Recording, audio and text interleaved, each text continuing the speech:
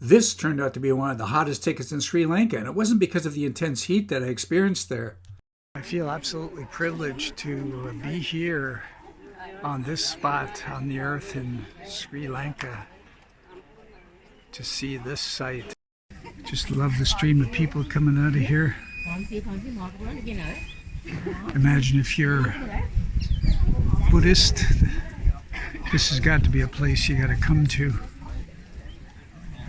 It was she who brought a sapling of the most revered Bodhi tree in India to Sri Lanka. And that Bodhi tree still is here today. My advice, if you're coming to the cultural triangle, condition your feet, walk barefoot for miles and miles and miles before you come here. You'll really appreciate that. Welcome to Travels with Lobo, based in Victoria, British Columbia, Canada. Since my vlogs are the antithesis of 25 things to do in Sri Lanka, this detailed series of vlogs on Sri Lanka will be about 40 parts, so please subscribe, and if you learn something new, give it a thumbs up. Thank you. In this vlog, I'll be dealing with the following topics. You're welcome to scrub along the timeline to get to any topic that might interest you. Now let's get started. Buddhism was brought to Sri Lanka during the reign of Mauryan Emperor Ashoka. That's 273 to 232 BC. You can see his massive conquests, and he was known as Ashoka the Great. He was also known as a proponent for the spread of Buddhism across Asia. It was Ashoka's son, Mahinda, a Buddhist monk, who was called upon to travel to Sri Lanka and attempt to convert the population there. 13 kilometers from Anuradhapura, they chanced upon the Sinhalese king Tissa, to whom they delivered a sermon on Buddhism. That sermon fell upon receptive ears, as Buddhism was eventually accepted as a state religion. Now here's a mouthful. It was King Tissa's son, King Dutugemunu, 161 BC to 137 BC, who built Anuradhapura's Ruwanwelisaya Stupa. That's what we're looking at. I told you it was all a mouthful, and I excuse my pronunciation. As you can see, it's one of the holy sites in Sri Lanka, mainly due to its abundance of Buddha relics. Sources indicate that this is the biggest collection of Buddha relics anywhere. I doubt that, but that's what they say, they being Wikipedia.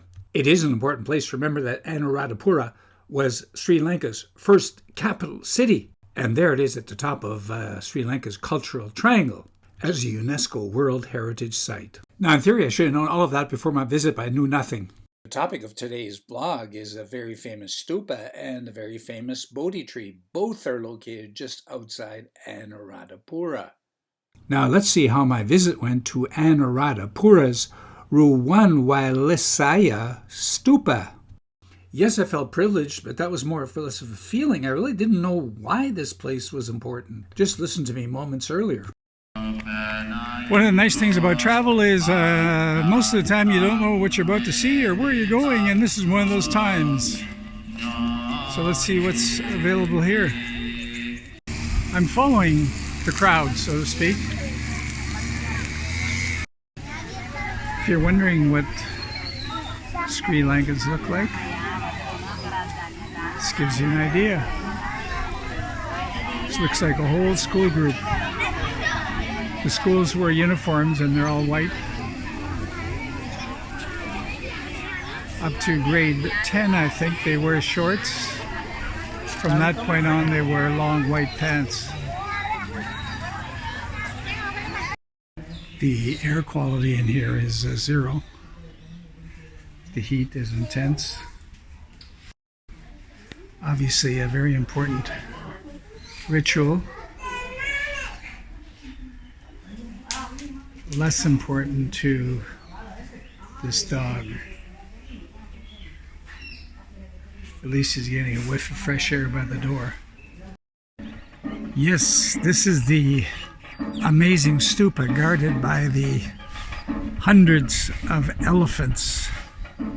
Sri Lanka, of course, is blessed with elephants. They're the ones with the pink on the trunks.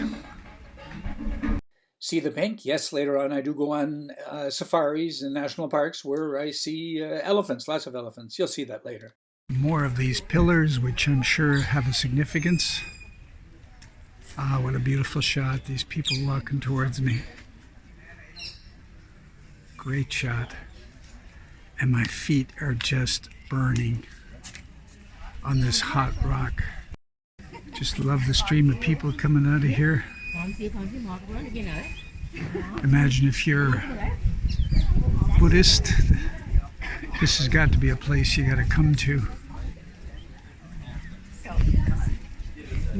as you work your way towards nirvana.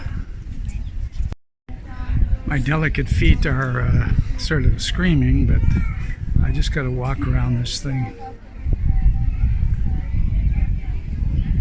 These prayer flags remind me of Tibet. If these students are walking around, I gotta walk around. Aching feet or not. And they're just walking like there's no tomorrow. Their feet are used to this. It's a lot of prayer flags along here.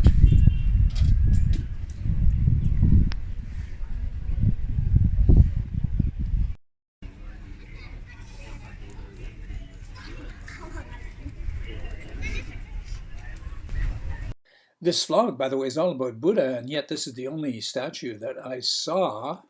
By the way, you can visit the stupa, but you cannot enter inside where the relics are contained. Stupas are considered an outstanding type of architectural creation of ancient Sri Lanka. They are the largest brick structures known to the pre-modern world.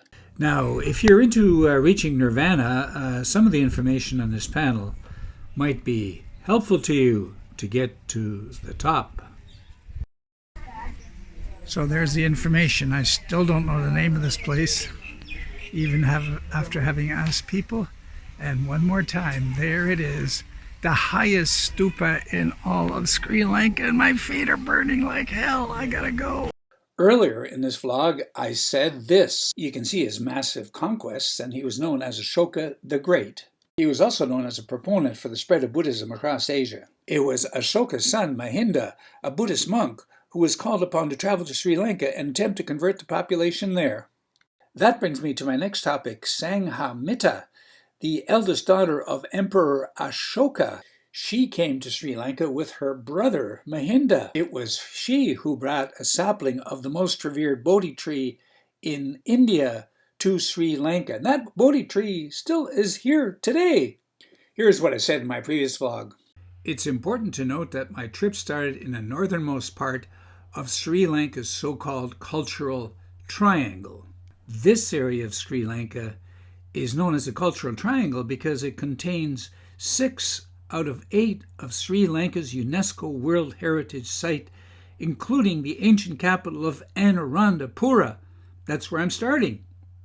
Anuradhapura is still a pilgrimage destination for Buddhists around the world due to the Bodhi tree, said to have grown from a branch from the original Bodhi tree in India. The Bodhi tree was a large and ancient sacred fig tree located in Bodh Gaya, Bihar, India. It is said that Lord Buddha had attained enlightenment, or Bodhi, under this particular tree, 500 BC. And think of it, it was Sanghamitta who was responsible for bringing that tree here. That's what I know now. I didn't know that at the time of my visit, as you'll see.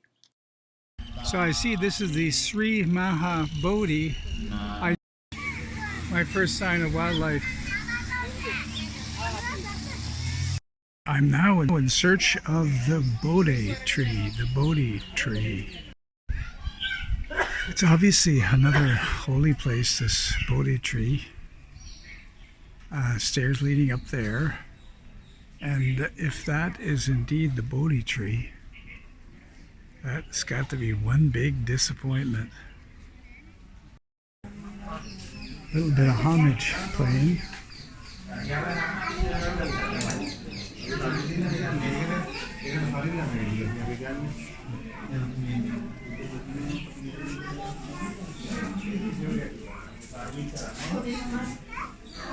So it appears that this is the tree. As I say, disappointing.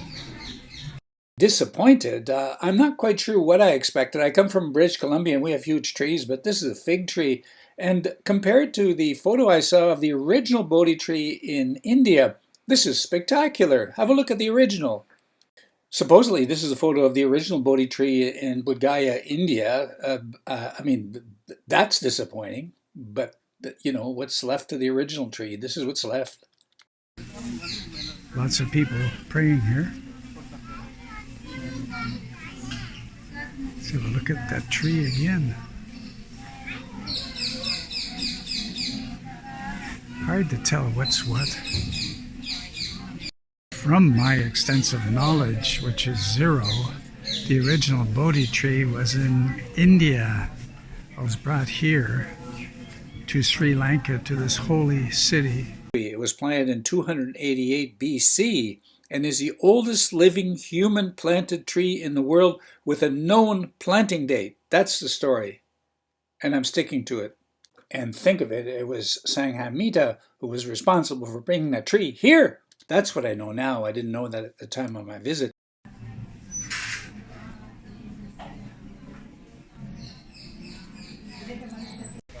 Candles as I'm walking on oil.